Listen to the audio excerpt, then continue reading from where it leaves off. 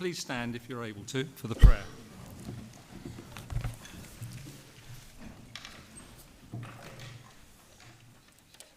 Creator and sustainer of all things and all people, you are the source of all wisdom and light. Enlighten our minds to receive your guidance so that you may lead us into true wisdom. May all that we say and do in the service of this county, whether as elected member or as an officer, be in accordance with your will and for the good of your people. Amen. Okay.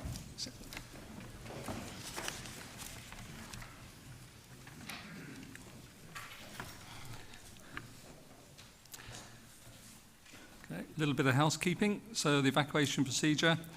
In the event of having to evacuate the council chamber, would everyone leave by one of the two exits at the rear of the chamber? Officers will be on hand to assist any people with disabilities. Mobile phones, may I ask all members who have mobile phones with them to ensure that they are switched off so that they will not disturb this meeting. Thank you. Agenda item number 1, declarations of interests. I invite members who wish to do so to make declarations of interest in respect of items on the agenda for this meeting. I assume that all members will wish to declare a disclosable pecuniary interest in the Cabinet report on the draft business case for local government reorganisation.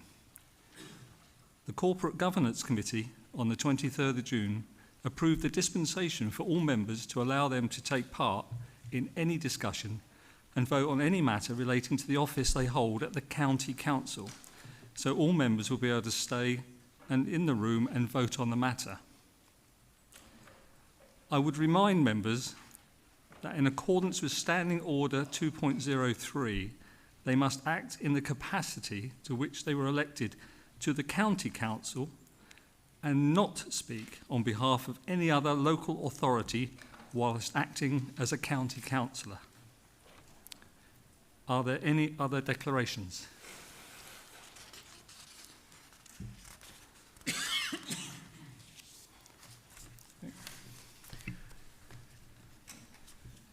With the consent of the Council, I will call on Mr. Harrison to move the altered motion on the order paper. Mr. Harrison. Thank you, Mr. Chairman. I rise to move the motion on the order paper in my name. This is without doubt the single most important issue we will ever make as a council since reorganisation in 1997. I'd like to thank the officers who have worked tirelessly to get this proposal ready for our debate today. I'm setting out a case for the future of local government in Leicestershire and Rutland, not just in response to the government's call to end the two-tier system for a brand new council, bringing together the best of both county and district into the council, fit for a 21st century and beyond. The County Council's proposal for a single unitary authority is the right choice for our communities, our finances and our future. This is a critical moment in local government in our area and a chance to build a more effective, efficient and responsive council that is fit for the challenges of the next generation. Our current system is too complex and hasn't delivered. Leicestershire operates under a two-tier model. Authorities for Leicester City and Rutland, this patchwork approach means that residents often don't know who is responsible for what service. Our duplicated and precocious resources are spent on bureaucracy rather than things that matter to people, everyday lives like social care, roads, schools, public health, housing and community safety. The council also operates under the Leicestershire and Leicestershire Rutland footprint for police, fire, public health services and key part of government's guidance and indeed feedback from the MHCLG is they expect proposals to reflect LLR geography. The key demand, we are facing significant pressure. Our population is growing. Ageing demands for service is rising. Our funding per head is the lowest of any county council in England. Government itself has asked us to bring forward proposals for unitary local government with clear criteria to save money, to deliver high quality, sustainable services, to empower communities, and to unlock devolution for more local control and funding. This part of the proposal is critical. Agreeing a unitary council first unlocks the greater prize of devolution. Under the directly elected mayor, and I've consistently said, no mayor, no money. And this proposal will allow us to compete on a level playing field with our immediate regional neighbours and speak with one voice to government. Let's be clear, standing still is not an option. If we do nothing, we risk falling behind and missing out on vital funding and losing the ability to deliver services to residents relying on. Our proposal is straightforward. One brand new council for Leicestershire and Rutland based on current boundaries, with Leicester City retaining its current boundaries. This single new authority would be responsible for all local services. It would streamline decision making based on sensible geography, service deliveries, our historic civic and cultural identities, eliminate duplication, puts public money where it belongs, front line. Financially, this proposal is strong. Independent analysis show that by reducing management layers and back offices, we can save around 40 million a year savings, which has been independently analysed that this money can be reinvested in services people care about. We avoid splitting up highly rated services like children and social care and keep our historic borders and locally identify intact. No breaking up of communities, no forced transfers of land to the city. We propose that new council will comprise of 90 councillors, representing each one around 6,500 electors to ensure strong local representation. Area committees will bring decision-making closer to neighbourhoods. There's a real potential to devolve services to parish town councils or community groups, where it makes sense and where it is wanted. Local planning and development control decisions will also be kept local, delivered via local area and constituency area planning committees, similar to the North Yorkshire Council model. This is not about centralisation of the county council takeover. It's about accountability, empowerment, giving people a genuine voice in how services are delivered locally for the benefit of future generations. We have learnt from experience of other reorganisations. Our implementation plan is phased, realistic and designed to minimise disruption. We will keep residents and staff informed, protect vital services from day one and use digital tools to improve and access and the efficiency. We will invest in our workforce and build a culture of openness and innovation. Our proposals has thoroughly considered and assessed alternative. Our options appraisal evaluates both and the district. Council's proposal. Splitting of the county into two options for the city to expand its boundaries, the evidence shows that these options would cost the county taxpayer more, deliver less and create unnecessary disruption. Splitting services risk a postcode lottery, fragmented delivery and higher management costs. Expanding city boundaries would mean breaking up communities, transferring assets, increasing risk without any real service or financial benefit. In fact, the bigger the city, the worse off the county becomes. In other words, any other option is high risk and high cost. Let us not lose sight of the goal. Better services for residents, not more councils just for the sake of it. Some have asked if a single council will be too big or too remote. I want to reassure you, most decision making already happens locally. Over 80% of council tax you pay goes to existing county-wide services. Our area committee model, a local delivery teams and strong partnership will keep services close to communities while giving the resource and influence they need. We're not building a distant bureaucracy, but a modern, agile council that puts residents first. We're not alone in this ambition. Across England, other unitary councils are delivering better outcomes and saving money and providing simple access to services. We owe it to the people of Leicestershire and Rutland to seize this opportunity and deliver a council that is sustainable for the next generation.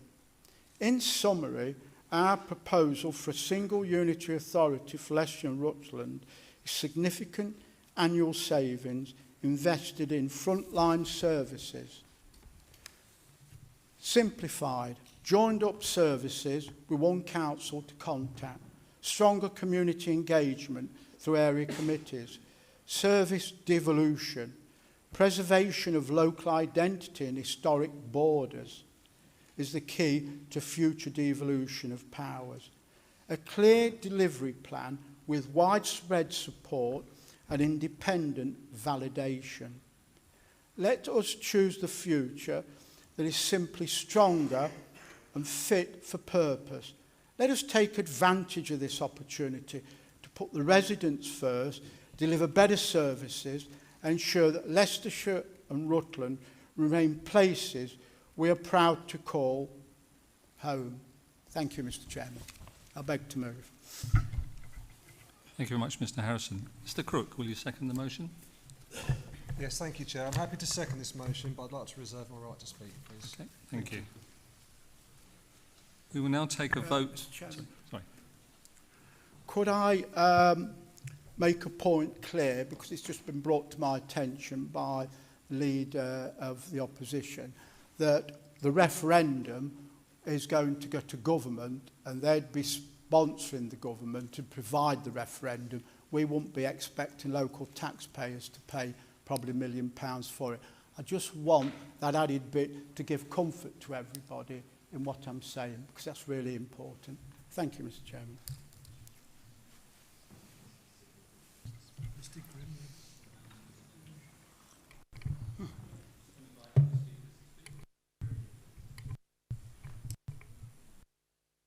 Thank you, Chair.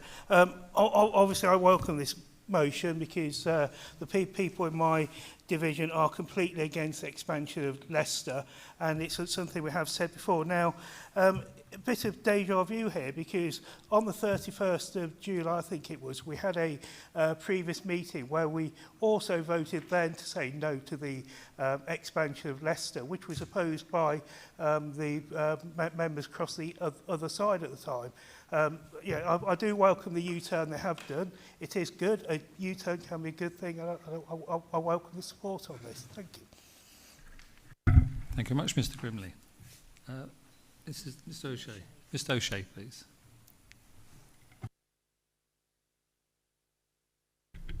Chair.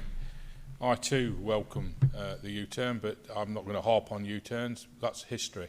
We're moving forward now, and as a council we need to work together to make sure that we all work hard to make sure that the government listens to what we've got to say, because there's only one council for Leicestershire that will work. Splitting it into two will take services away, it'll split services, it'll cost money.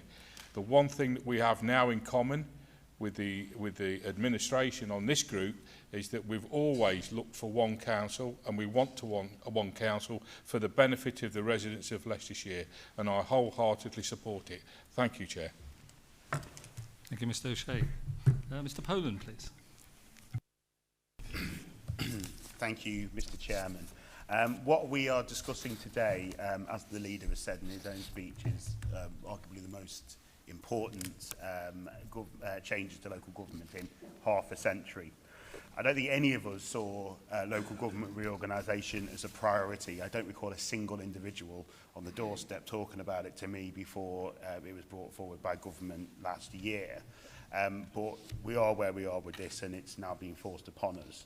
So we must take the opportunity to design a model that is efficient, offers value for money, and reflects local identity. It must not just work for today, but also for Leicestershire residents in the decades to come. That is why it is vital our proposal reflects local identity and makes clear to government that any expansion of the city would undermine our county's viability. Robbing Peter to pay Paul is not acceptable. We're all here as county councillors, but whatever hat we wear, our focus must always be this: how do we reorganise to deliver better, more efficient services for our residents? For me, the answer is clear. One single unitary council for Leicestershire with no expansion of the city. A single council gives residents one point of contact, one accountable voice, and one council responsible for all local services. It would save, again, as the leader said, around £40 million every year, not by cutting services, but by cutting duplication. One set of senior managers, one IT system, one back office. With Leicestershire amongst the lowest funded counties in the country, these are savings we badly need to protect our vital services. Crucially, the county proposal keeps Leicestershire whole. We retain our borders, our identity and our heritage. Leicestershire is an ancient county that people identify with, and one county for the whole area ensures the new authority matches the geography that is recognised and valued by our residents. But let's be clear what this proposal is not. This is not a return to the days when Rutland was a borough of Leicestershire. This is a separate union of two independent counties with their own independent heritages. This is a union of two proud counties under one authority, not one county taking over the other. And I do think that's important to say for our colleagues and residents of Rutland.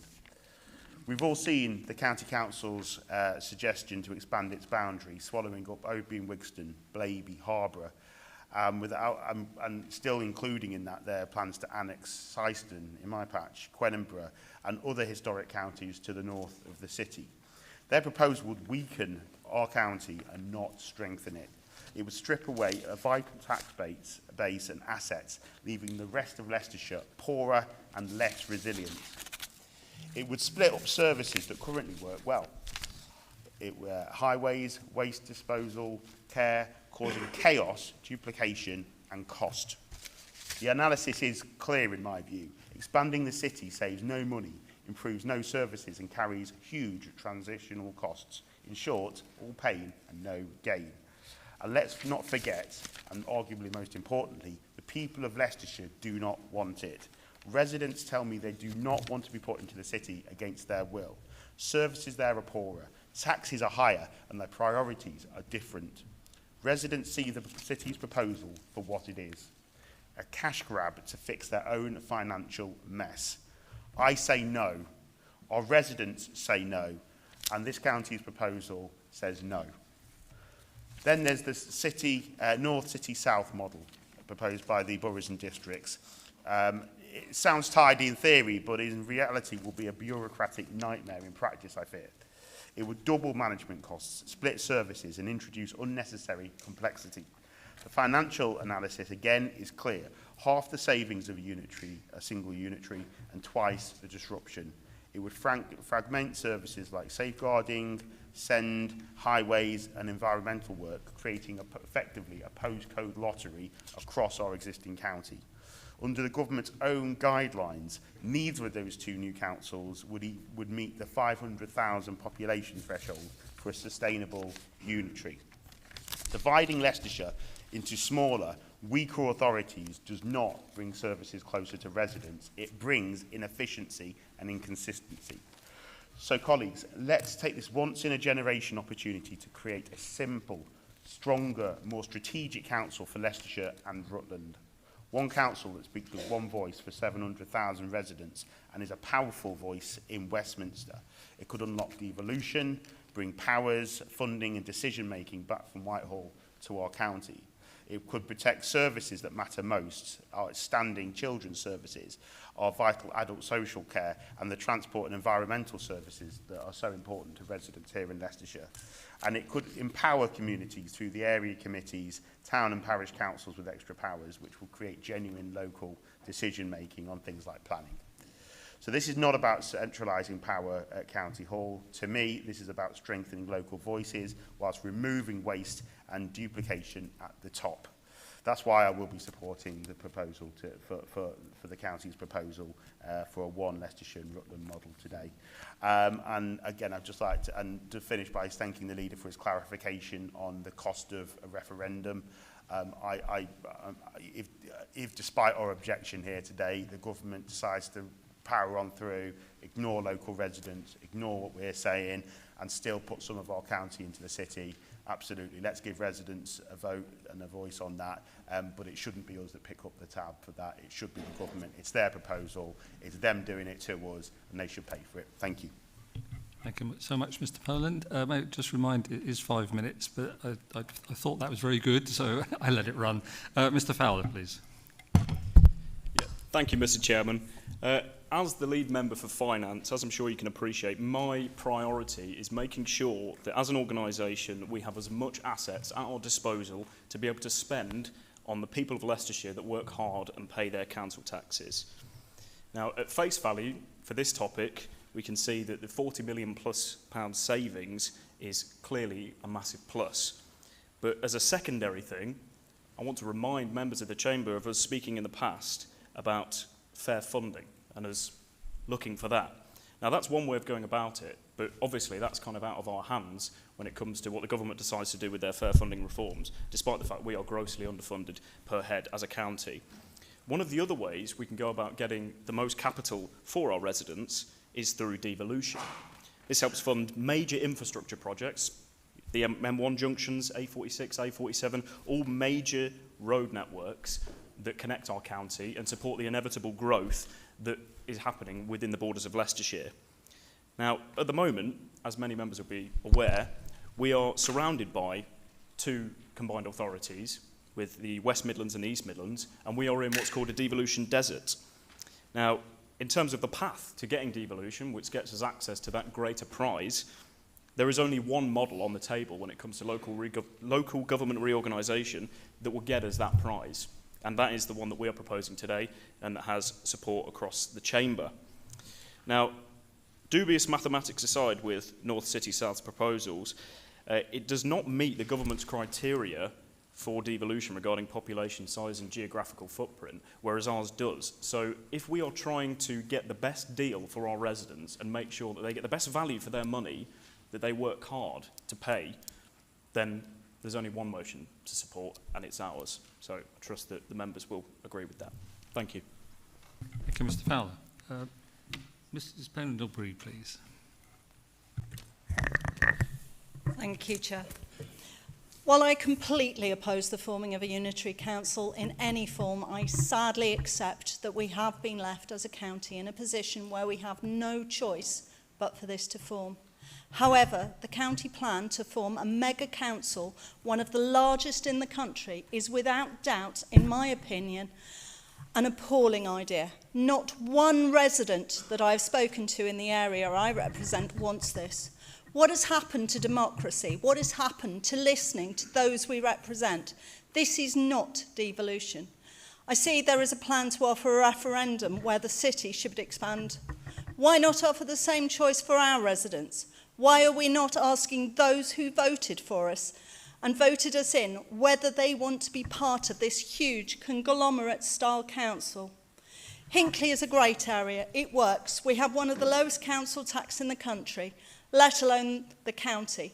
Why are we accepting that we need to amalgamate with areas 40-odd miles away that will take us an hour to get to and expect those who represent this area to understand the needs of Hinckley any more than Hinckley Council will understand their needs? If we have to amalgamate, let's keep it as local as we can. Let's oppose this donut of an idea and go for a north-south split, keeping the city as it is and keeping all of our identities. Thank you. Thank you, Mrs Pendlebury. Ms Bottomley, please. Thank you, Chair. I want to start by saying thank you to all the officers who have clearly put in a huge amount of work into this proposal. I'm really pleased that residents were listened to and we stand united against a Leicester City expansion. In principle, simplifying structures, reducing duplication and strengthening local accountability are all worthwhile aims that I don't think anyone here would disagree with. What's before us today doesn't feel like genuine renewal, it feels like a rebranding. The proposals read as though the County Council would simply take over the roles of the boroughs and districts, despite repeated assurances that this is not the intention. The whole purpose of creating a unitary authority should be to build something genuinely new, a council designed around people and place, not just inherited hierarchy. Financially, the proposal claims to offer the greatest savings, but even those savings will leave a huge funding gap. We cannot restructure our way out of a funding crisis. However cleverly modelled, this plan does not secure a viable future where it still leaves a black hole in the budget. This proposal says that services will be protected, but even the report acknowledges that this is ultimately dependent on the priorities of a new administration. That's not a protection, that's a hope. On devolution, I welcome the intent to empower communities and parish councils, but empowerment only works when it comes with real resources and support. Otherwise, it risks becoming responsibility without capacity, offloading duties onto unpaid volunteers who are already stretched. At over 800,000 residents, this proposed structure risks becoming remote from the people it serves. I want LGR that makes local government stronger, not simply leaner. I want reorganisation that brings services closer to people, not further away. And I want a conversation about how we rebuild sustainable local funding, not just how we redraw the organisational chart. Residents won't judge us by how efficiently we restructure, but by whether their bins are collected, their streets are safe, and their children can access good education. They'll judge us by how much say they have over local planning, how well we protect nature and green spaces, and whether their loved ones receive the care they need. That's the real test of LGR, not how it looks on an organisational chart, but how it feels in people's lives. Thank you. Thank you, Ms Bottomley. Mr Innes, please. Thank you, Mr Chair. As a scrutiny commissioner, I'd like to acknowledge the work that has been done to get us to this position where we have a proposal that I believe the majority of us can back. It's been a mammoth task by all the officers involved, so well done. It's particularly gratifying to see that the comments of the Scrutiny Commission have been noted and will be included into our plan.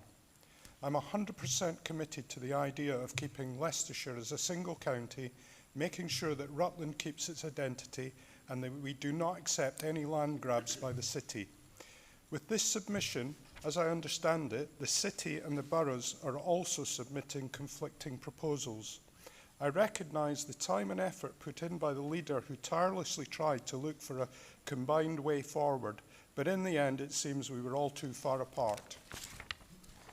We now have to see what the government comes back with as a proposal. The suggestion that if that proposal includes any form of city expansion, we must have a referendum is one that I support. This is too big an issue for this to be imposed on the people of Leicestershire. I feel that those residents who are within areas that have been proposed for expansion by the city I feel for them, I feel for those people, as the prospect of being swallowed up by the city is not a good one. Let's show our residents that we back them, and let's show the government that we would not accept a city expansion proposal without a fight. Thank you, Mr. Innes. Thank you, Chair. I think it's really important to acknowledge that the government's white paper sets out a number of goals to be achieved via LGR. Yes, of course, financial savings, of course, but also the high quality and sustainable services that the leader alluded to in his opening speech, and stronger community engagement. I have grave doubts that a unitary authority of the size set out in this proposal will deliver on these fundamental priorities, even with the inclusion of area committees whose role or level of resource remains quite unclear as far as I can see in this proposal. A lot is made in the county proposal about the costs and the challenges of disaggregation, but there are also real opportunities, both for savings and for effective service delivery in the prevention model, and a huge risk that those opportunities could be lost in a unitary of the scale that's being proposed here. Planning and housing are both complex areas where aggregation in such a large unitary body has a real risk of then not delivering appropriately for local communities. I've been contacted by many residents in my division who do not wish to be part of such a large unitary authority. And for that reason, I will struggle to support this proposal. Thank you, Ms. Gray.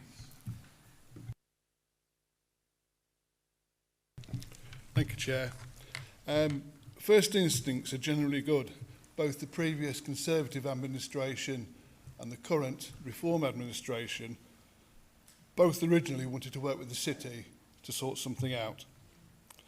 That's gone by the by now.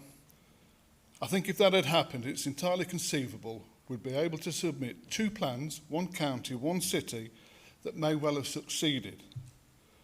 But it would have come at a price. Various parts of Leicestershire would have been subsumed by the city. I could never have supported that and will never support that.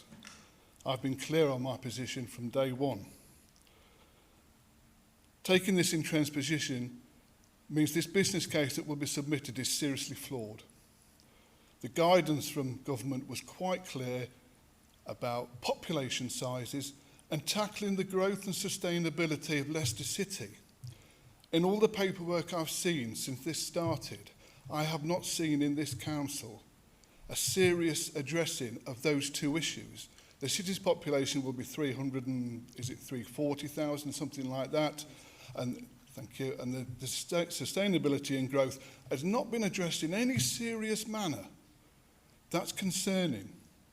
So part B of the motion today is about the business case taking additional comments. Unless you address those 2 issues, the government minister is going to find our business case on his desk and quite quickly find it in the shredder. Local government needs to reform. I don't doubt that. Financial pressures are huge. But we've got to come up with a plan that addresses all the issues that the minister has outlined. Our business case doesn't do that, which means it's flawed. The idea that this council and county can stop as it is now is a non-runner, and we need to think about that, and we've got very little time to do it. Thank you. Thank you, Mr. Charleston. Mr. Bone, please. Thank you, Mr. Chairman. We must be clear we oppose any expansion of Leicester City's boundaries. Part A of this motion rightly says no to expansion. Part B of Part A goes further. If the government even thinks about it, we demand a referendum. Local people must decide their own future, so I'll be back in this motion. Thank you, Chair. Thank you, Mr. Bone. Mrs. Taylor, please. Thank you, Mr. Chairman, and I just want to put on record my thanks for the excellent work of our officers, especially Mrs. Whitelaw. I know she's worked incredibly hard on this. The final business case for local government reorganisation sets out a clear and compelling vision to simplify governance, enhance service delivery and ensure long-term financial sustainability across Leicestershire and Rutland. This is the case we submitted to the government in March 2025, so I'm pleased that the current administration has eventually supported our plan for LGR. The current two-tier system has over time led to duplication of services, inefficiencies and confusion among residents regarding which authority is responsible for what. This fragmentation hinders strategic planning and the effective delivery of vital services. After a thorough evaluation of all available options, this business case identifies the creation of a single unitary authority for Leicestershire and Rutland as the most financial and operational robust solution, predicting that we will save approximately 40 million annually through this change, mainly through the seniors management and elected members' costs and the streaming of back office functions, delivery of the public estate and improved strategic planning and service integration. Importantly, this model preserves local identity and heritage while enabling the most coherent and efficient governance. The operational community benefits are clear within this proposed reorganisation, offering a range of tangible benefits for residents and communities. The simplified access, a single council responsible for all local services. Improved service delivery, integrated planning across key areas such as housing, adults and children's social care and health. A stronger local voice, the establishment of area committees and enhanced roles for town and parish councils to ensure local needs are met. And the identity that we all relish within our areas, so that retention of the historic county boundaries and traditions both here in Leicestershire and Rutland are very key for us. And those empowered communities represented through 90 councillors, each serving approximately 6,500 residents. While the transition requires that one-off investment of 20 million, the long-term financial and service delivery benefits significantly outweigh those initial costs. Now, I've took this view based on evidence, and I don't know if many members here have read the Newton and the CCM report, which was published in October 2025, which provides critical insight into the impact of LGR on people services. So the key findings highlighted the triple whammy risk. The de-aggregation of services, so smaller councils may lack the capacity and expertise to deliver complex services, leading to fragmentation and lower quality care. The increased costs, fragmentation could result in up to 270 million in additional annual costs nationwide due to reduced purchasing power and duplicated overheads. In contrast, larger unitaries could save 65 million annually in care fees. And the workforce pressures, an estimated 500 to 1,100 additional senior roles will be required in what is already a very difficult recruitment, and we are not going to be able to recruit those staff in those really challenging roles of adult and children's social care. The report underscores that people services, accounting for 2/3 of council budgets, require scale, resilience and specialist capacity to deliver outstanding services. Smaller authorities risk financial instability, inconsistent service quality and a postcode lottery in care provision. The local implications are stark to see. Applying these findings to Leicestershire and the proposed split into the North and South unitaries would likely exacerbate those inequalities.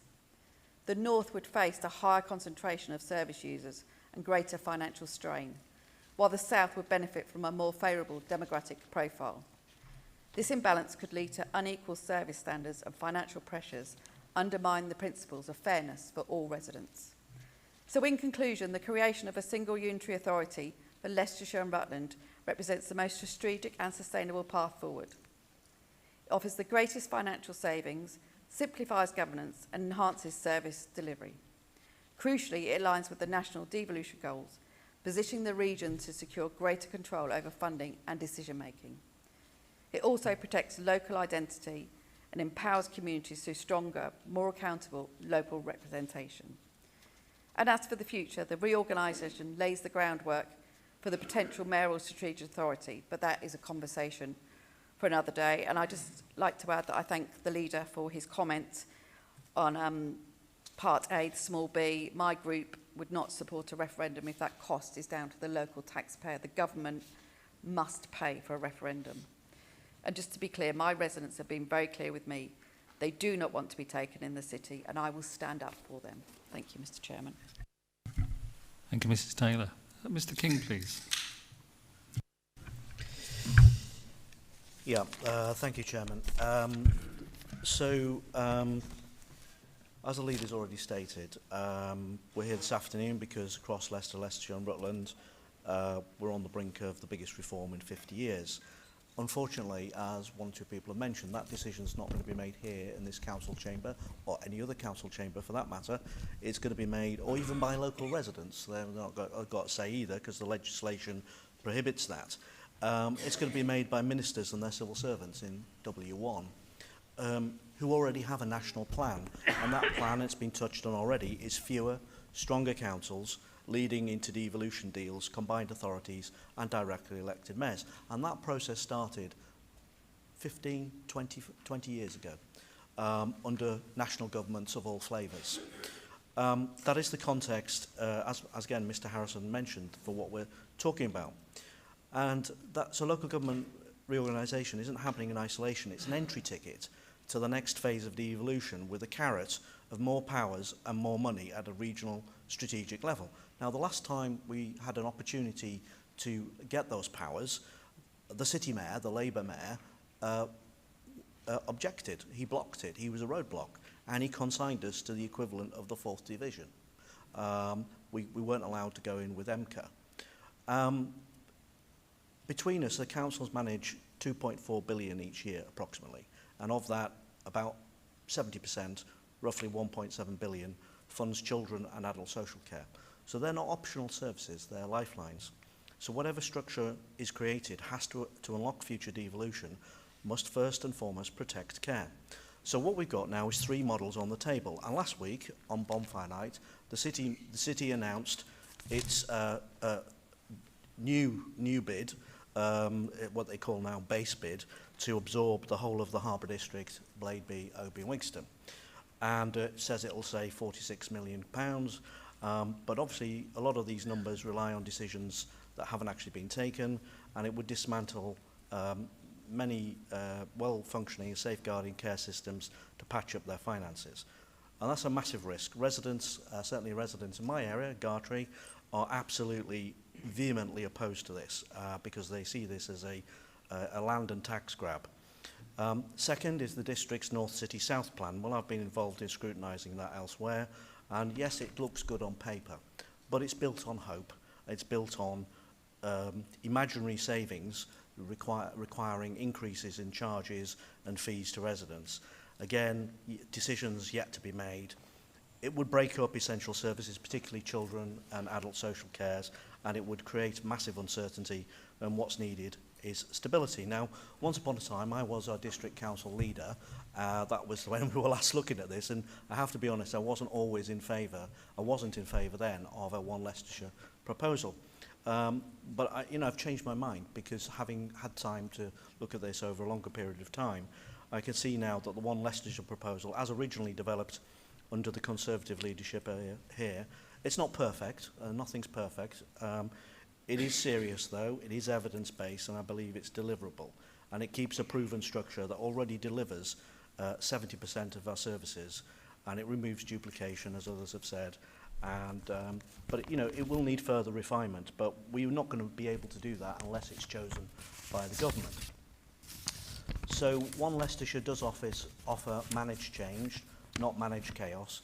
It protects care, delivers genuine efficiencies, and preserves local identity through, as has been mentioned, area boards, although how that's actually all going to work in reality, I think that's very important, but we were not going to be able to sort that out, as I say, unless it was chosen.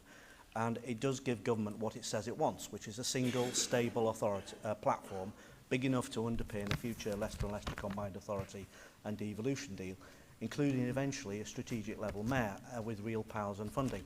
Now, I have to say, Chair, throughout all this debate, here at county, at city and at the districts, we haven't really talked a great deal about any of that. It's in their business cases, 1 or 2 people have mentioned it, but we haven't really engaged in any of that. Mr. So there is a tangible Mr. King, reward. You've got 20 seconds if That's you'd all like to right, I'm summarise, nearly please. finished, Chair. There's tangible reward on offer, more powers, more resources and more say in how our regions grows. But it will only happen if we choose a structure that actually delivers it, as a fractured patchwork of new councils won't convince Whitehall that we're ready for devolved powers. So a unified, competent, evidence-based authority will, and so one Leicestershire, in my mind, meets that test. Thank you, Chair. Thank you so much, Mr. King. Mr. Orson, please. Thank you, Chairman. Members of the Council, just get to the start here. Here we go. There are moments in public life which aren't grand, they're not televised, when we're asked to choose not between right and wrong, but between what might work and what might not. And today is such a moment. The County Council's interim plan, which was submitted in March 2025, proposed a single unitary authority for Leicestershire. It's not a romantic vision. There's no bunting line streets or commemorative mugs, but it is, I believe, a sober and necessary one. The figures are plain, apologetically so. Annual savings of £30 million, a net benefit of £107 million over 5 years, implementation costs of £19 million and a payback period of 2 years. It's the kind of arithmetic that doesn't stir the heart, but might just keep the lights on. We've been here before, of course. Reorganisation, rationalisation, reform, words that arrive with fanfare and leave with a folder marked lessons learned. But this proposal is different, not because it promises perfection, but because it acknowledges the imperfections we already live with. Under the current arrangements, services are duplicated, fragmented, and if we're honest, sometimes lost between the cracks. Residents navigate a maze of jurisdictions, each with its logo, its own helpline, and its own interpretation of what urgent means. The postcode lottery is not a metaphor, it's a Tuesday morning. The single unitary model offers a way out, not a leap, but a step. It simplifies governance, integrates services, and reduces the risk of disruption. It proposes a cabinet and strong leader model, 110 councillors, area committees, to preserve local voice. It leans gently on town and parish councils and trusts community groups to do what they've always done, hold the fabric together. I know there's other submissions. The City Council proposes boundary extensions. It is a vision, certainly, but one that redraws lines without redressing lives. The North-South proposal put forward from the 7 districts and Rutland isn't about future efficiencies or finding savings, it's about job retention. Because 2 councils means 2 chief executives, 2 sets of senior officers, 2 versions of everything. Services like highways, adult social care, children's families, currently run county-wide, would be split. Demand isn't evenly spread, though the funding would be. North Leicestershire would carry the heavier load, with half the budget and little of the say. It's like giving 2 children the same size shoes and trusting one not to complain. He won't, of course, he'll just walk a little slower. And when the shoes begin to rub, he'll say nothing, just wear thicker socks and keep going. And then there is Rutland, always Rutland, whose quiet dignity resists absorption and whose residents deserve not just consultation but care. Chairman, this is not a speech for applause, it's a speech for those who have sat in too many meetings, read too many reports and still believe that local government can be a force for good. It is for officers who carry the weight of implementation, residents who wait for answers, and councillors who know that change, when it comes, is rarely elegant. Let us choose the model that works, not the one that dazzles, but the one that endures. Let us choose simplicity over spectacle, integration over invention, and if we can manage it, hope over habit. And in the end, all we achieve is a system that answers the phone, fills the pothole, and remembers the name of the street, then perhaps that's enough. Thank you, Chairman. Thank you, Mr. Olsen. Mr. Mullaney, please. Thank you, Mr. Chairman. The Liberal Democrat group will be supporting Part A today and opposing Part B. While other groups have changed their positions on this issue, the Liberal Democrat position has been consistent.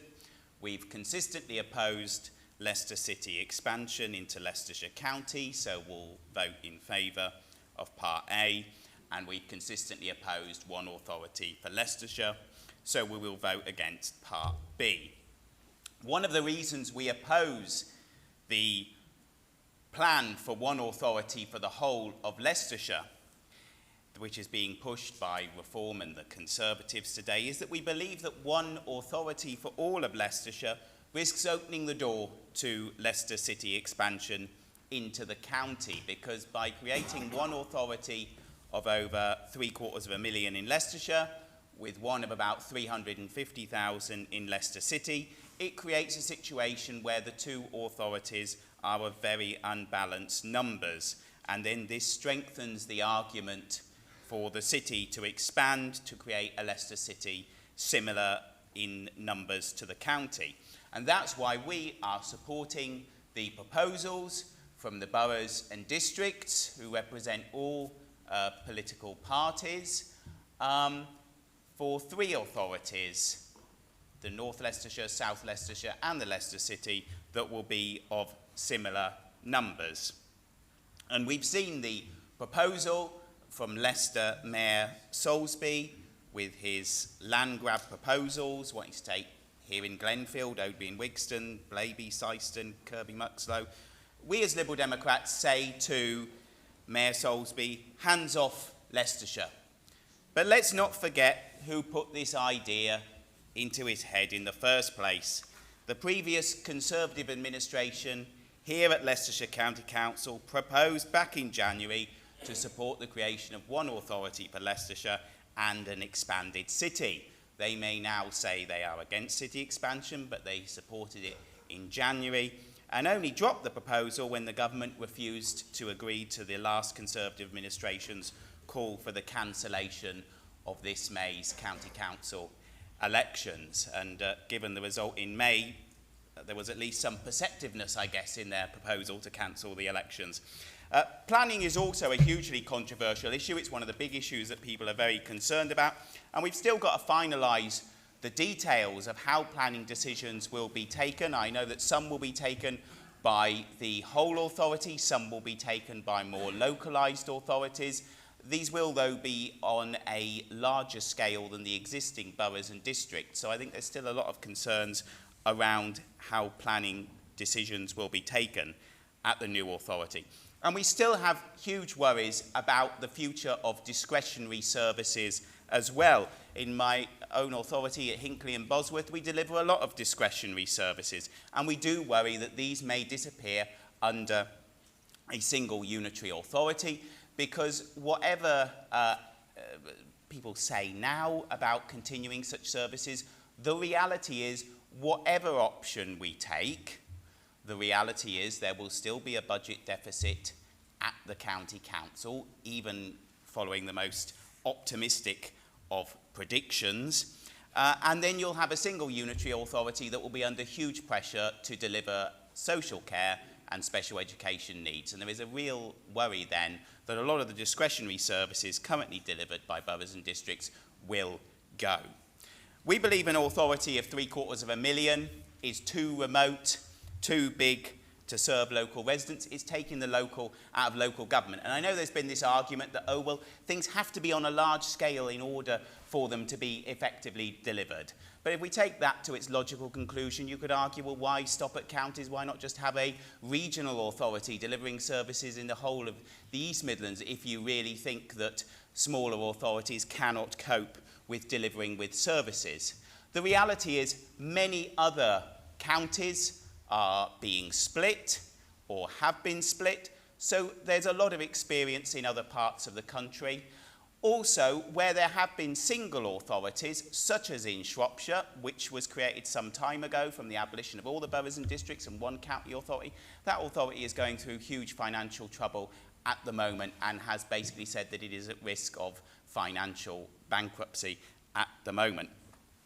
And you only have to look at Birmingham City Council, one of the biggest councils in Europe, to show that just because an authority is of a large size, it doesn't mean that it's always going to deliver better services and be more efficient.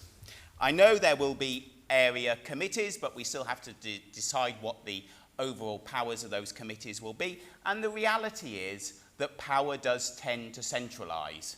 And there is a worry that power will be centralised in such a large authority. We saw in the past here, for example, with the removal of the highways committees that used to exist. So there's a worry that there might be a creeping centralisation that takes place under one large authority. So we in the Liberal Democrat group, we've consistently opposed Leicester City expansion, so we will support that part of the motion today, including the referendum. Excuse but me, we've also, could you summarise? Yeah, we've also consistently opposed one authority for Leicestershire, which we think is too big, too remote, wrong for Leicestershire. We don't agree with it, and we'll be voting against it today. Thank you. Thank you so much, Ms Mullany. Mr Squires, please. Thank you, Mr Chairman. So it's an honour to speak in this debate about the future of Leicestershire. And I'd like to say from the outset that I support the motion on the order paper for a new unitary council to provide all services in Leicestershire and Rutland. This isn't just about changing structures, it's about creating a council that delivers the better outcome for residents, greater value for money and a stronger, more unified voice for our area. Right now, we have 8 separate organisations delivering local services. That means 8 sets of management teams, 8 budgets, 8 strategies, 8 ways of doing things. It's complex, confusing for residents and expensive for taxpayers. We want one council, one chief executive, and I must say we rather like the one we have. A single unitary council would end that duplication. It would bring services together under one roof with one clear democratic voice that can plan for the long term, not 7 or 8 different bodies pulling in different directions. And I welcome Councillor Poland's comparison to robbing Peter to pay Paul, although I think it may be the other way round in this case. Essentially, this would mean simpler access for residents, one website, one phone number, one front door for all local services, and people wouldn't have to wonder whether it's the district council or the county council they need to contact for their issue. They'd know exactly who to call and they'd get a faster, joined-up response. It would mean better value for money by streamlining management and back-office costs. We could protect the frontline services that matter most: social care, education, highways, community safety, public health, instead of wasting resources on overlapping bureaucracy. Crucially, it would give Leicestershire and Rutland the scale and strength to attract investment, to win devolved powers, and to make sure our voice is heard loud and clear in Whitehall. As Cabinet Member for Health, I want to focus for a moment on how this also improves health and well-being across Leicestershire. We all know that the NHS is under tremendous pressure and prevention is the key. A unitary council would make it easier to connect public health with housing, planning, leisure and transport, all the things that shape the health of our communities. Take physical activity as one example. It's not just about gyms, it's about using what we already have: our parks, footpaths, leisure centres, schools and community halls. Using them as what we now call active wellbeing hubs. Right now, public health sits with the county, whilst leisure sits with the district. I think we can see the problem. If we can bring them together, we can do more with less waste and clearer accountability. The same applies to economic development, housing growth. With one single council leading from the front, we can plan infrastructure, transport and growth properly, ensuring that every village and town benefits, not just a select few. And then there's identity. We're not north or south, city or county. We are Leicestershire. Proud communities with shared roots and shared ambitions. One team, one future, one new council fit for purpose from day one. And I will say the timetable set by central government has been fairly tight. This council and the previous council have not had the luxury of endless time to explore every option. Whilst proposals have been looked at in detail, we have managed to model, consult on and independently verify and validate our proposal. Splitting up the county places financial and organisational risk to services such as children's and families, adult social care, which are relied upon by our most vulnerable residents. As a county councillor, my duty beyond party politics is to protect the vulnerable and improve the services people rely on.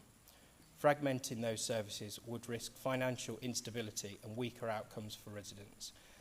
That's why I believe the strongest, the safest, strongest and most ambitious path forward is the one big unitary council for Leicestershire and Rutland. Thank you. Thank you, Mr. Squires. Mr. Is it Pugsley, please?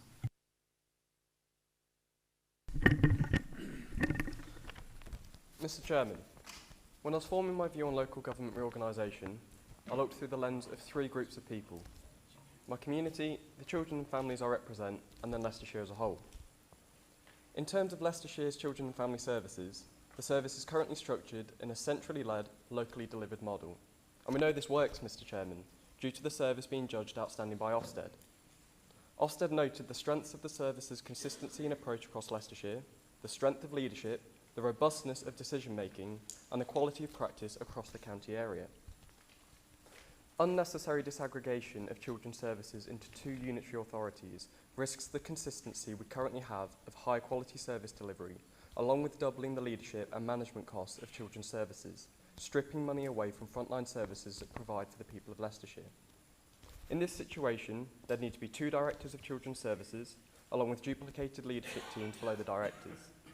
Along with this, a split Leicestershire authority would reduce the ability to utilise resources flexibly across the county footprint, harshening our ability to meet the demands and needs of Leicestershire children and their families. Leicestershire's Children and Family Services currently has several specialist teams that work with some of the most vulnerable children across the county: the Child Exploitation Team, the Youth Justice Team, and the Virtual School, to name a few. Teams like this are led and managed at a county level. Disaggregation would lead to no other option than duplicating all of these services, and as a result, doubling costs to continue with the vital support for children. It's also worth noting, Mr. Chairman, that in the Council's current structure, the successful Children and Family Services Department, the outstanding department, has successfully delivered these services county-wide already. The proposal that we speak of today, it's not a large super authority that we're proposing. It's a proposal to continue the delivery of these services whilst incorporating the services that districts already deliver. This proposal will only strengthen service delivery. It's also worth noting that disaggregation of the services in Leicestershire isn't necessary. We've heard about the issues that Shropshire have, and it really is worth noting that those issues are not ones that are shared by Leicestershire. It's also worth noting that in terms of other authorities, we're not the size of them. I'm going to move quickly on to the boundary extension, Mr. Chairman. And when we talk about a boundary extension, we're not just discussing lines on a map or shifts in governance. What we're really talking about is people. The children and families whose lives will be directly affected if the city were to expand and absorb parts of the county. For those families, a boundary extension would mean much more than an administrative change.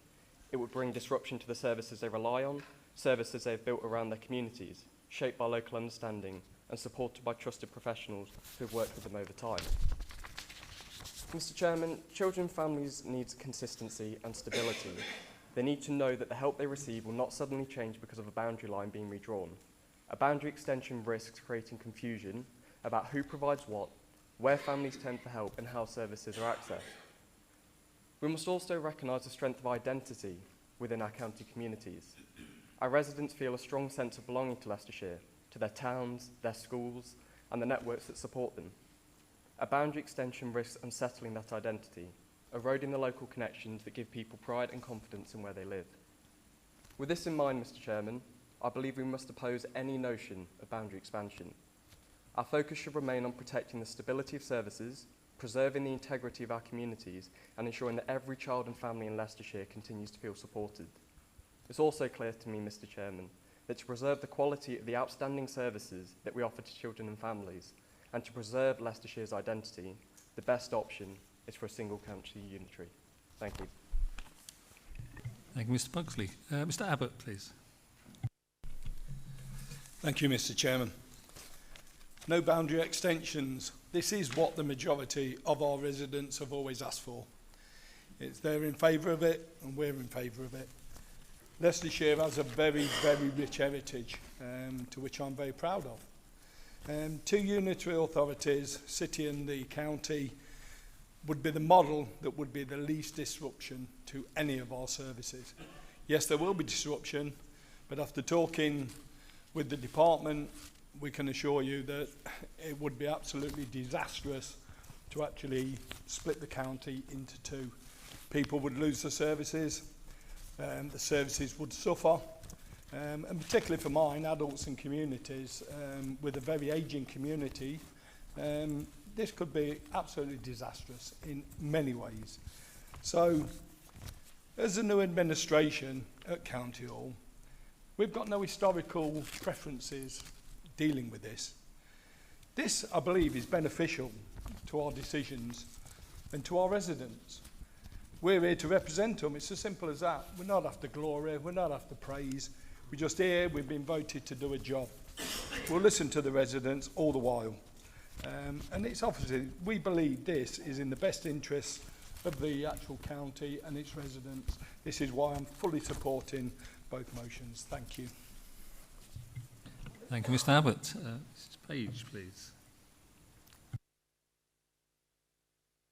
Mrs. Page. Sorry about that. Thank you, Chairman. No, I was sitting there all warm and fuzzy, and I thought to myself, this is the event of a new dawn. Two parties are going to come together and agree on something, and along came Councillor Mullaney. So, anyway, I've been... I have to throw my speech out because I've been listening to so many facts and emotional speeches, and I can't agree anymore. So I will just keep myself to a fact. And the fact is that Leicestershire has delivered. It's viable to go on, and we have got a wonderful track record to carry on. Now, what has happened over the years, it is that we all know we have been underfunded, but we have overcome adversity. And I would say that the new model, we've always, despite most of us have always objected to a land grab from the city, and my residents as such have always wanted a one unitary authority because they were confused and they always felt what did the district actually deliver. You couldn't amalgamate to what the district does. And I was very open-minded, and then I looked at, well, besides what the city wants, because I think that's off the wall, but I looked at the North-South model.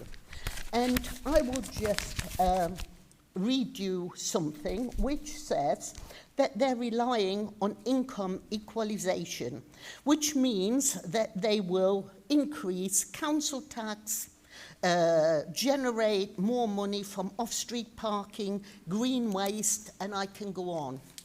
On the first page of this, it starts that the new authority will start off with a 109 million deficit. Then they talk about wonderful things like enhancing the M1 and the M69. Well, these are all figments of an imagination that can't be delivered. A unitary that starts off with a deficit by their own admittance with 109 million, plus wanting to increase charges to residents, is to me not a viable, sustainable model. And I know one thing, I can go on, but I won't.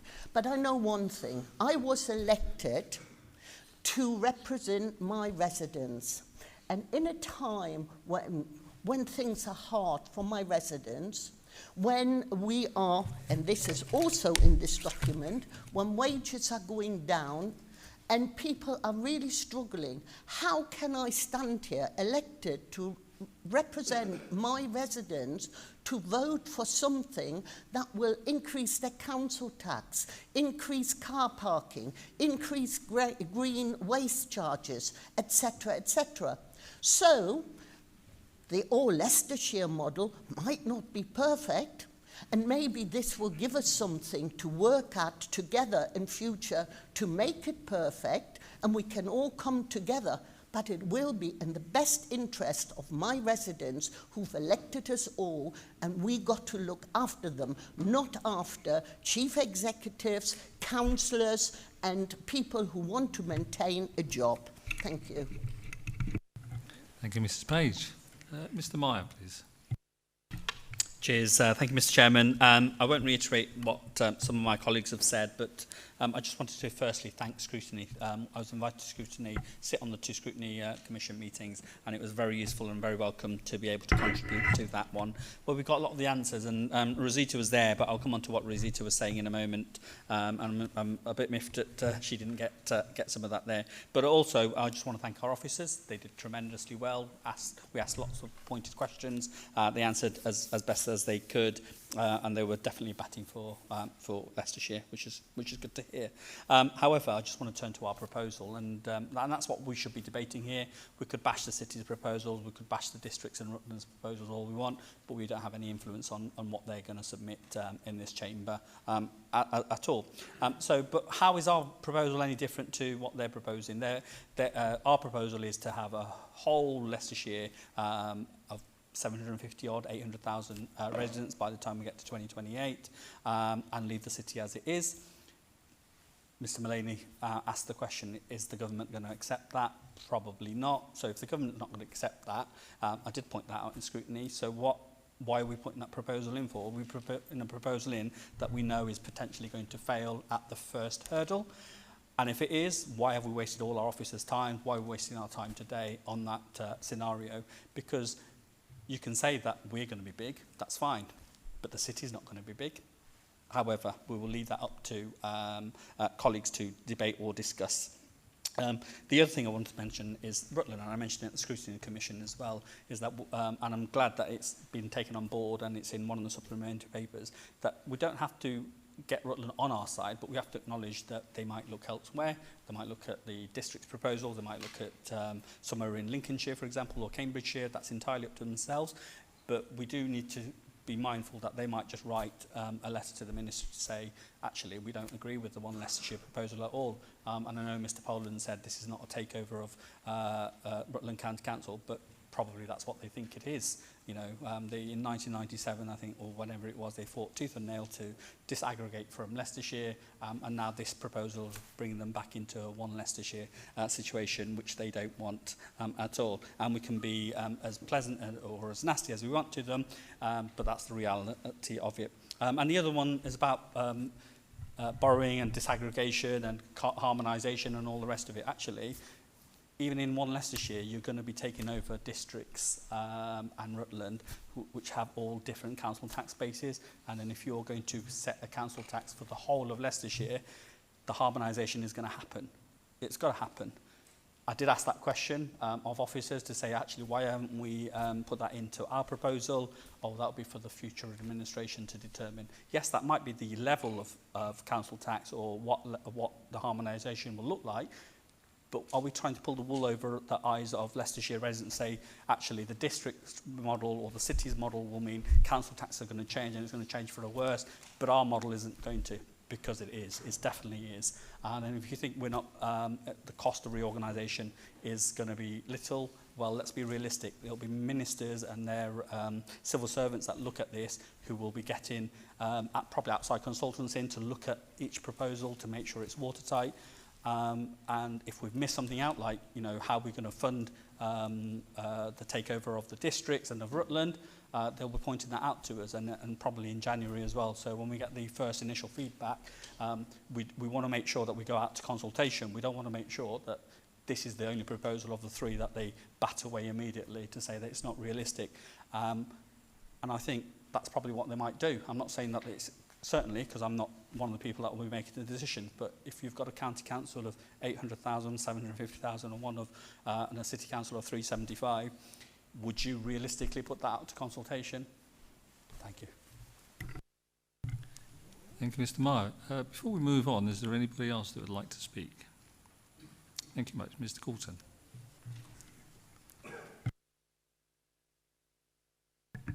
Thank you, Mr. Chairman. I hope I can get through this because I've been losing my voice quite badly for the last few days. The question that I've asked myself right the way through this process is which of the various options that are out there has the best chance of resisting city expansion? That, to my mind, is the worst case scenario. Now we've got two possibilities of whole district being expanded, or principal urban area being formed, which is, in my opinion, that would be even worse, cutting parish and district bits, chunks of communities off. And I've been left in no doubt that people in those areas don't want city expansion. So the next question, as I say, I have to ask myself is, well, what is there and what are the alternatives? And what is the background and the facts that have to be taken into account in putting the business cases forward? So I think my first issue would be, members have spoke about the combined authority, the strategic authority. With the proposal as being suggested by the administration this afternoon, it concerns me because there'd only be two councils in that strategic authority. There'd only be one strategic authority and two local authorities. If you look at East Midlands, there's quite a lot of councils that work to that. It just seems to me that two is hardly enough to make a combined authority and a strategic authority over it. The second one, and members have spoke about this at length, is the numbers, the critical numbers. Yes, there was some relaxation on that, wasn't there? Well, it's not necessary, it doesn't have to be 500,000 minimum. But Mr. Poland's argument just doesn't stand up. Because what you're going to end up with, as Mr. Mullaney has explained, is one huge, mega, very large county authority, and then a city council. The imbalance on that is just not going to be acceptable. And therefore, what you're doing this afternoon, if you push this through, is playing into the hands of the city mayor who wants to see it. You're making that more likely to be the outcome. Whereas the balanced North City South, you end up with three authorities of roughly the same size. So there is a way forward on that one, in my point of view. Now, lots been said about, well, it's going to be horrendous, disaggregating all these services, and it can't be done, and Mr. Pugsley telling us that Well, a bit of a history lesson for you, Mr. Pugsley. It was done in 1997, because the city was part of the county before 97. It was part of the county council. It was no more than a district council. And Rutland was part of Leicestershire. Both those authorities are left, and the officers had to disaggregate those services and give them to the city and give them to Rutland. And this might seem the difficult bit. Actually, the more difficult bit is when the government's made its decision, and we, or whoever comes after us, and the officers have to implement it. That's when it gets really, really difficult. I can assure you of that, having been here in 97 when it was done. So the final point I want to make is, what I remember also about 97 is that MPs were a lot more vocal. Yes, MPs running petitions and saying that they don't want city expansion. Yes, we know that. But actually, only a couple of MPs, and the former member here has been very good in coming out saying what he thinks should happen. But the majority of them haven't actually said which option they want to see. They've got a couple of weeks to do that. I would suggest it's very important they do, and not sit on the fence, which some of them seem to be doing very clearly. So, in my humble opinion, none of it's really brilliant. None of it's the best option for going ahead in the future. But the worst case scenario is an expanded city, and if you don't want that, you can't back this proposal. Thank you. Thank you very much, Mr. Coulson. Is there anybody else that would like to speak before I move on? Yes, Mr. Well, you are. Okay. Yes, Mr. Crook. Thank you, Chair. I'm delighted to second the altered motion set out on the order paper and urge all members to support it. This is our opportunity to send a powerful message to the government that this council strongly supports a single unitary council, providing all services for Leicestershire and Rutland. I'm grateful for the feedback from members across the council via the Scrutiny Commission. This cross-party working from scrutiny and the detailed comments has proved invaluable in helping to develop and shape this business case put before us. For example, we will be simplifying the options appraisal to remove current options 2 and 5. We will clarify arrangements for planning governments. And we will strengthen the message that this process is not a takeover, but a completely new organisation. Scrutiny has also highlighted the need to respect local identity, avoid changes that do not lead to service improvement. As a result, amendments are being made to emphasise that boundary changes should only happen if they deliver real benefits for residents and to acknowledge the risks of delay and disruption. We have consulted with residents, businesses, voluntary groups, parish and town councils and staff.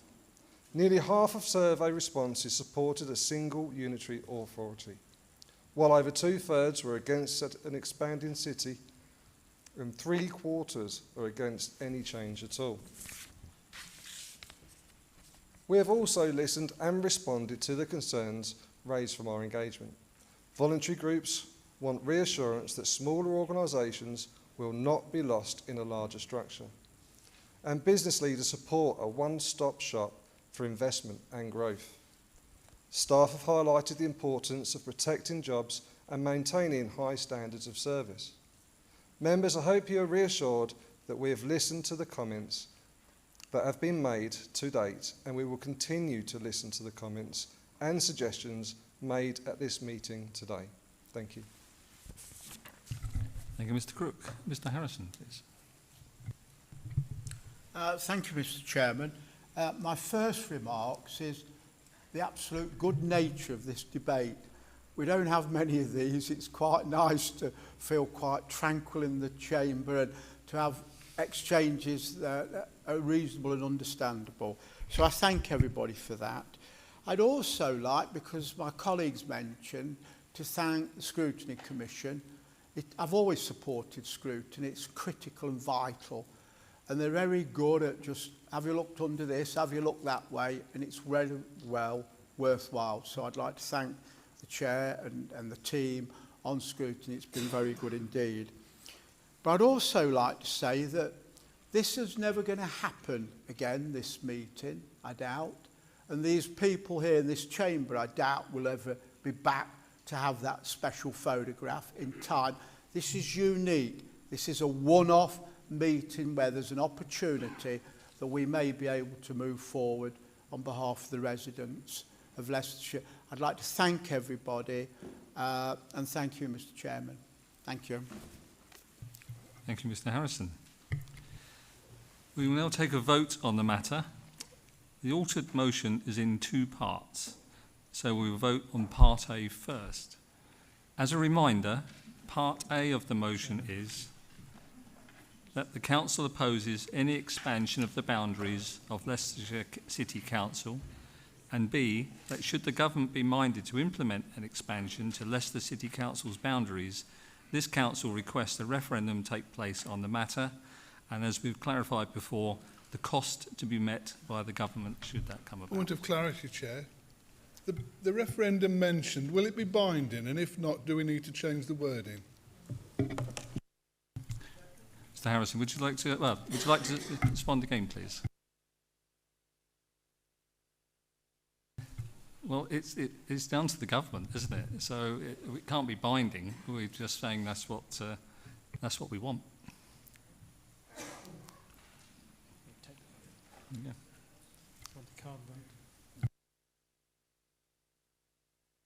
Yeah, just to make sure it's a government decision. So we. So, members, as 5 members have stood, as the chairman invited the vote, we're going to take a recorded vote, and we're going to take it in 2 parts as outlined. So, part A, the motion moved by Mr. Harrison, seconded by Mr. Crook. Please indicate if you're going to vote for or against the motion, or whether you're wishing to abstain. Mr. Abbott. For. Mr. Bailey. For. Dr. Bloxham. For.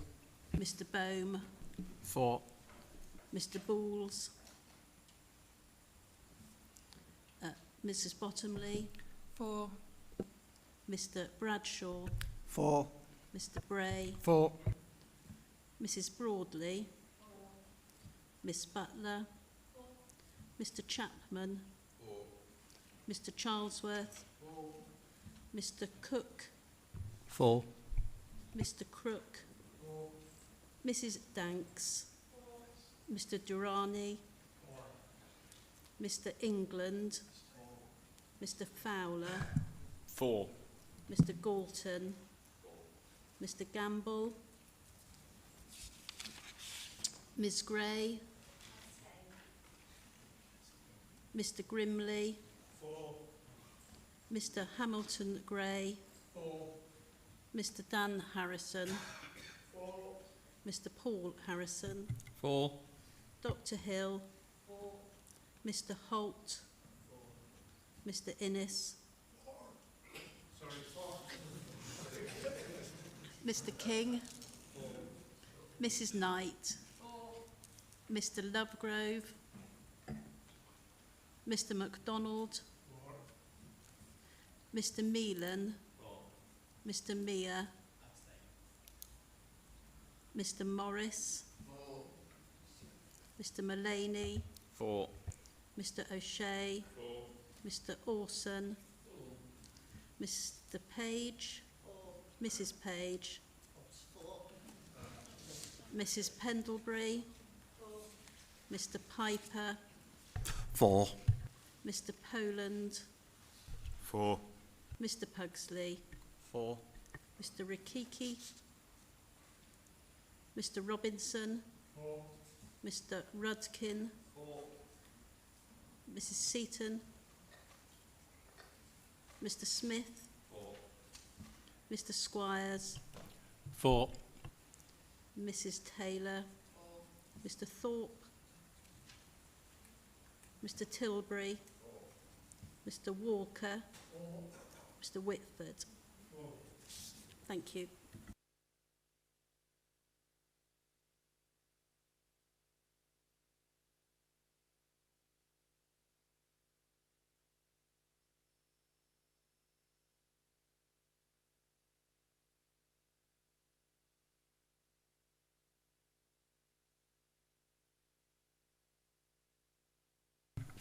Thank you. That's 47 for, none against. So the motion is carried. Thank you. We will now move on to vote on Part B of the altered motion.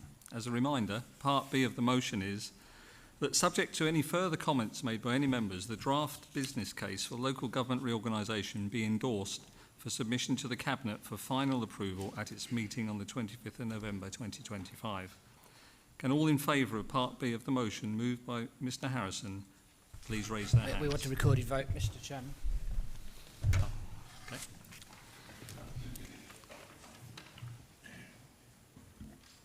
Thank you, members. So, as before, 5 members have stood, so we'll take a recorded vote, this time on Part B of the motion, moved by Mr Harrison, seconded by Mr Crook. So I'll read out your names as before. Please indicate whether you wish to vote for, against or abstain. Mr Abbott. For. Mr Bailey. For. Dr Bloxham. For. Mr Bohm. For. Mr Bowles. Mrs Bottomley. Mr Bradshaw. For. Mr Bray. Against. Mrs Broadley. Against. Miss Butler. Mr Chapman. Mr Charlesworth. Mr Cook. For. Mr Crook. Mrs Danks. Mr Durrani. Mr England. Mr Fowler. For. Mr Galton. Mr Gamble. Ms Gray. Mr Grimley. Mr Hamilton Gray. Mr Dan Harrison. Mr Paul Harrison. For. Dr Hill. Mr Holt. Mr Innes. Mr King. Mrs Knight. Mr Lovegrove. Mr MacDonald. Mr Meelan. Mr Mear. Mr Morris. Mr Mullaney. Against. Mr O'Shea. Mr Orson. Mr Page. Mr Page, sorry. Mrs Page.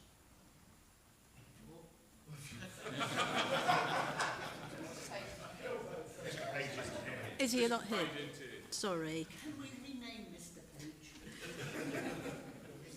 So I've got Mrs Page, I've got your vote recorded as 4 and no vote for Mr Page. Mrs Pendlebury. Against. Mr Piper. For. Mr Poland. For. Mr Pugsley. For. Mr Rikiki. Mr Robinson. Mr Rudkin. Mrs Seaton. Mr Smith. Mr Squires. For. Mrs Taylor. Mr Thorpe. Mr Tilbury. Mr Walker. And Mr Whitford. Thank you, members.